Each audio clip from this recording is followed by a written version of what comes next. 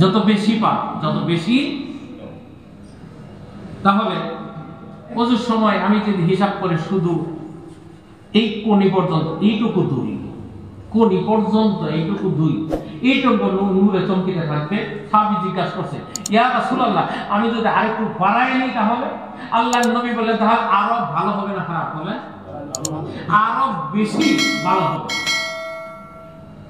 সাহাবী বলেন, ইয়া রাসূলুল্লাহ, আজ থেকে আল্লাহর ইজ্জতের কসম, আমি ওজুর সময় আরো বেশি করব।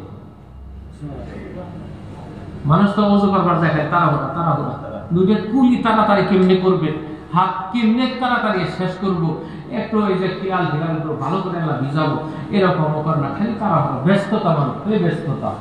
এই ব্যস্ততার কারণে ওযুটা হয় না, যার ওযু হবে না তার নামাজ হবে না।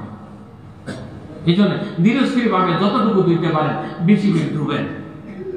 আপনার এই ধোয়ার কারণে কিয়ামতের ময়দানে আপনার ইজ্জত বৃদ্ধি হবে, আপনি আল্লাহর কাছে এই নূরানি চেহারা নিয়ে আল্লাহর দরবারে হাজির হবেন।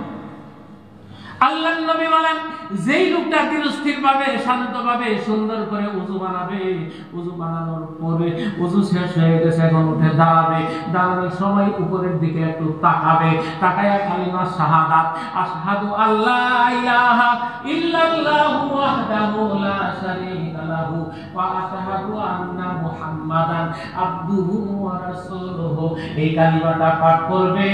আল্লাহ তাআলা বলেন, হাবিব আপনার ওই উম্মতদেরকে বলে দেন, আমার একটা জান্নাত আছে, আমার একটা জান্নাতের সবগুলি দরজা খোলা থাকবে। আপনার ওই নামাজি বান্দা, ওযু করেনওয়ালা বান্দা যে কোনো দরজা দিয়ে আমার জান্নাতে প্রবেশ করবে, আমার কোনো বাধা থাকবে না।